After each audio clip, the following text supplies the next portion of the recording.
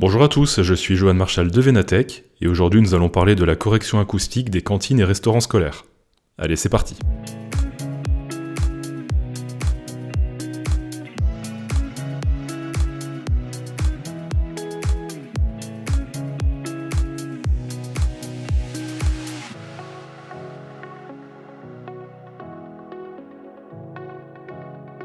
La restauration scolaire occupe une place centrale dans la vie des élèves et dans le fonctionnement des lieux d'enseignement.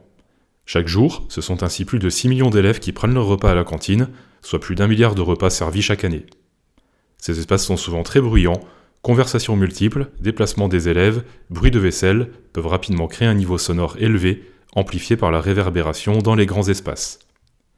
Le bruit n'est pas seulement une gêne ponctuelle, il peut impacter le bien-être, la santé et les performances scolaires des élèves. Dans ce contexte, une approche professionnelle pour améliorer l'acoustique intérieure est indispensable. Lorsqu'on parle d'acoustique dans les restaurants scolaires, il est important de distinguer deux notions réglementaires bien différentes. La première concerne le confort acoustique des usagers.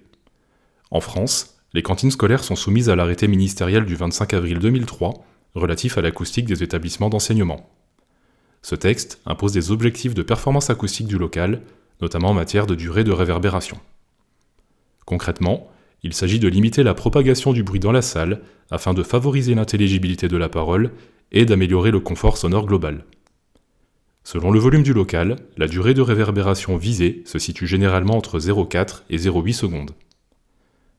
En complément de l'arrêté ministériel, une norme volontaire publiée fin 2025, la NFS 31-299, propose des repères concrets pour améliorer l'acoustique des espaces de restauration.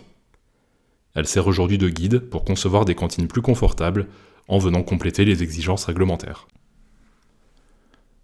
Au-delà du confort des élèves, un autre cadre réglementaire doit être pris en compte, celui du bruit au travail.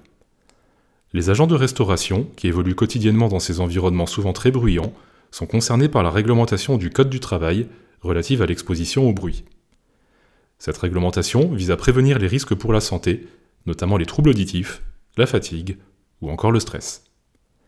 Elle impose à l'employeur d'évaluer l'exposition sonore des salariés et de mettre en place des mesures de prévention lorsque certains seuils sont dépassés, comme l'aménagement acoustique des locaux, l'adaptation de l'organisation du travail ou encore la mise à disposition de protection individuelle si nécessaire.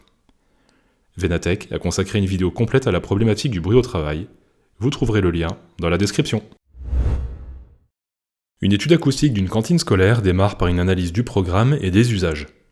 Nombre d'élèves accueillis, organisation des services, densité d'occupation, contraintes architecturales, une compréhension fine du fonctionnement de la cantine va permettre à l'acousticien de définir des objectifs réalistes, notamment en matière de durée de réverbération et de confort de communication. Deuxième étape, la lecture des plans et les premières préconisations. À partir des plans et d'une visite sur site, l'acousticien va identifier les points sensibles du local et poser les bases des premières pistes d'amélioration en collaboration directe avec le maître d'ouvrage et l'équipe de maîtrise d'œuvre. Troisième étape, la modélisation acoustique. Le but ici est de reproduire la cantine le plus fidèlement possible à l'aide d'un logiciel informatique. S'il s'agit d'un projet de rénovation ou d'amélioration, alors des mesures in situ seront réalisées au préalable afin de caractériser l'ambiance sonore actuelle. La modélisation permet de simuler le comportement acoustique du local et d'y mentionner précisément les solutions permettant d'atteindre les objectifs définis. Quatrième étape, les préconisations techniques. L'acousticien rédige une note de prescription acoustique incluant diverses solutions techniques permettant d'atteindre les objectifs. Ce document comprend également le coût pour chaque solution ainsi que les résultats théoriques après travaux. Et enfin, dernière étape, la réception du projet. Des mesures acoustiques peuvent être réalisées après travaux afin de mesurer l'efficacité des solutions mises en œuvre. En restauration scolaire, l'enjeu principal est de maîtriser la propagation du bruit entre les différentes zones du restaurant.